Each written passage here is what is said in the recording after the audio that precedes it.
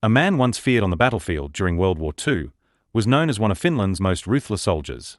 When the war began to shift, he left the military and tried to live quietly as a gold miner in Lapland.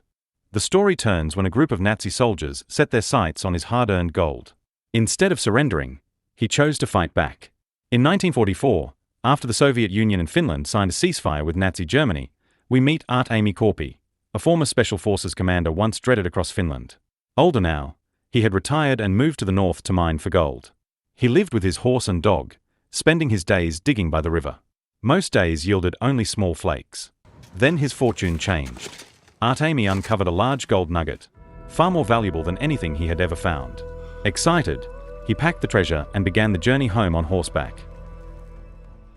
But his fight was far from over. This is Sisu. On the road, he encountered retreating Nazi soldiers. They mocked him as a weak old man but allowed him to pass. Soon after, he saw bodies hanging from trees, a reminder that the brutality of war was not over.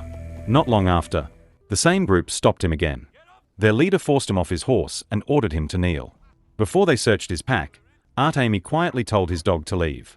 When they discovered the gold, they did not realize they had provoked one of the most lethal men alive. Artemi refused to kneel.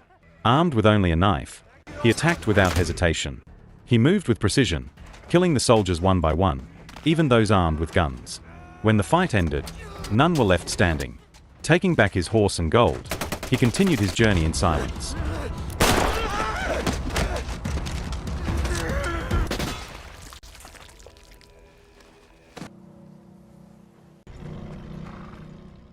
News of the massacre soon reached Bruno, a ruthless Nazi commander driven by greed.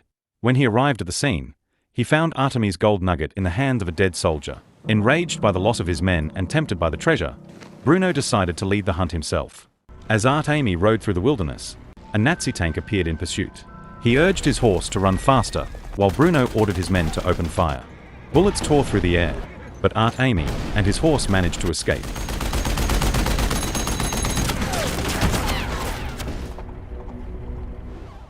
The chase ended in a minefield. An explosion erupted, killing Artemi's horse and leaving him wounded. Despite his injuries, he collected the scattered gold and placed it back in his bag.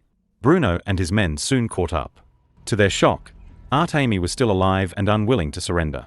Bruno ordered his assistant, Wolf, to execute him.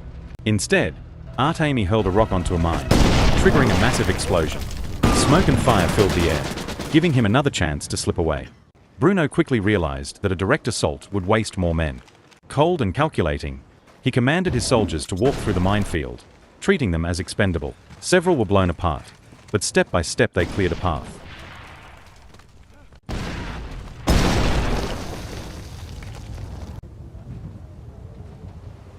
How many mines did we bury here? Not satisfied, Bruno devised an even crueler strategy. He ordered Wolf to bring 2 female prisoners of war to the front. While waiting, Bruno found Artemi's military dog tag on the ground, confirmation of his past as a soldier. The discovery fueled his obsession with capturing him. At the edge of the minefield, Bruno tied Aino and Sara to a tank, forcing them to walk ahead and trigger any hidden mines so his men could pass safely. Meanwhile, Wolf received urgent orders from his general to withdraw from Finland. The general warned him that Artemi was no ordinary man. After losing his family to Soviet soldiers, Artemi had slaughtered 300 troops single-handedly, earning the name De Mortal, the man who could not die. Bruno ignored the warning. He told Wolf their unit had nothing to lose.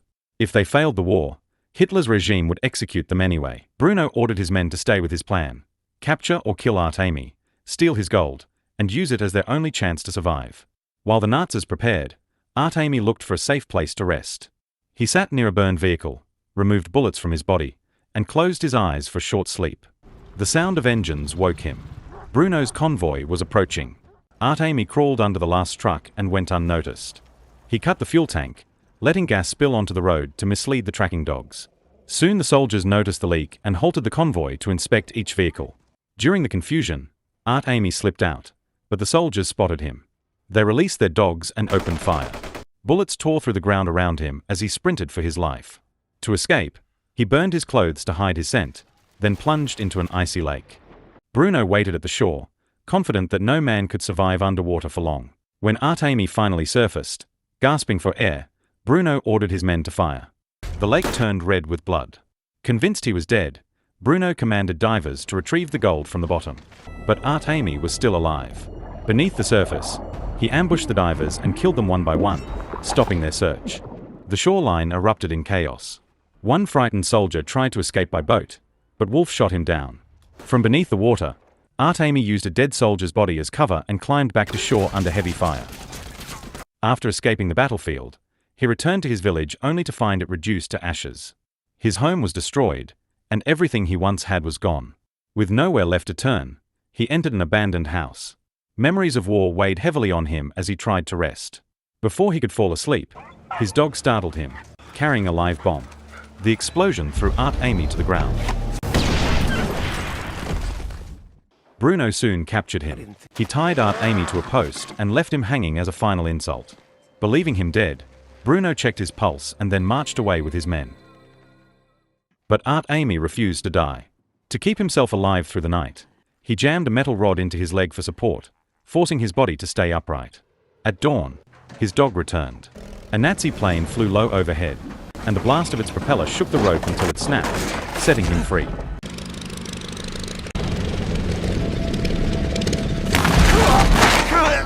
Two Nazi pilots landed nearby to refuel.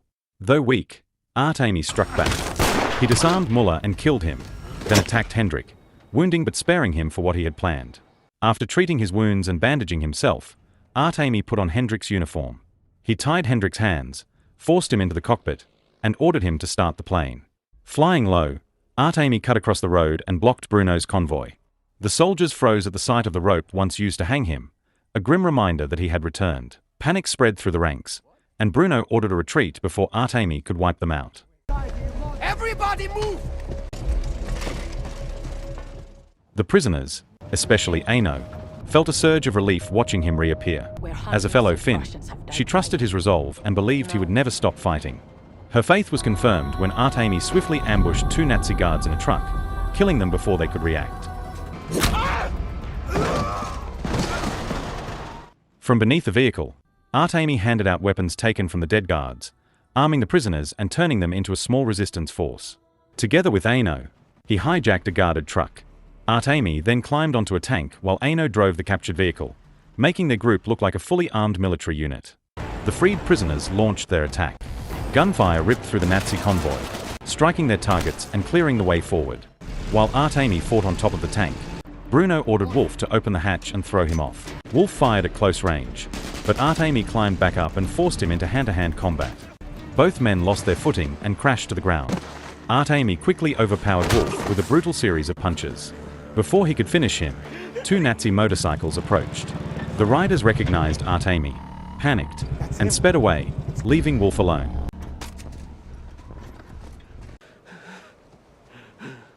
Artemi spotted an intact motorcycle nearby. He mounted it and rode off to pursue Bruno, leaving Wolf behind.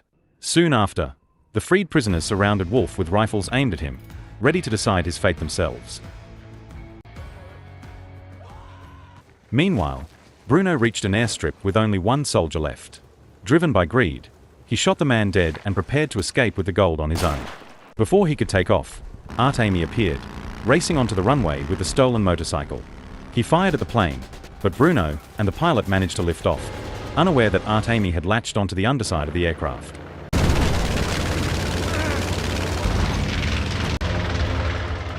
Using the last of his strength, Artemi pulled himself up. He smashed through the cabin with his axe and forced his way inside. Bruno and the pilot froze in shock at the sight of him. Bruno fired desperately with his pistol, but Artemi dodged, seized his arm, and twisted until the weapon fell. The struggle quickly shifted into brutal close combat. Artemi struck Bruno in the stomach several times, then slammed him against the cabin wall, hammering blows into his chest and face. Bruno fought back, driving his elbow into Artemi's jaw and forcing him to step away.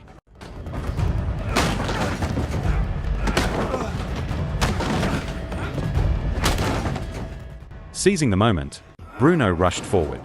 He hammered Artemi's ribs and shoulders, then wrapped a cabin rope around his arm to add power to his punches. With each swing, he smashed Artemi's face, trying to finish him. But Artemi rose again. He grabbed the rope tied to Bruno's arm and pulled with all his strength, fastening the other end to a gas pipe. The plane jolted violently, hurling Bruno toward the open door. He was dragged outside along with the pipe, and when it hit the ground, it exploded. Bruno's threat ended in flames.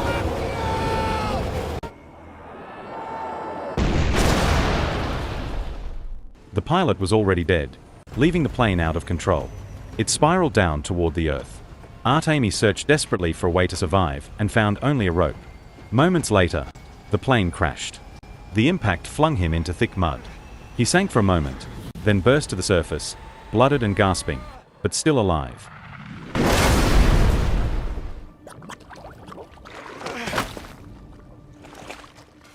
Elsewhere, Aino and the freed prisoners had captured Wolf. They bound him to the front of a Nazi tank as proof of his crimes. Aino then drove the tank to the Finnish army, reporting that every Nazi was dead except for Wolf. In the final moments, Art-Amy mounted a stolen motorcycle with his dog and rode into the city. Exhausted, wounded, and still clutching his axe, he entered a bank. The crowd inside went silent as he stepped to the counter. Without a word, he laid his gold on the table, ready to exchange it for money. So the moral of the story is, never mess with a grumpy old gold miner, because he might just turn out to be an unkillable one-man army.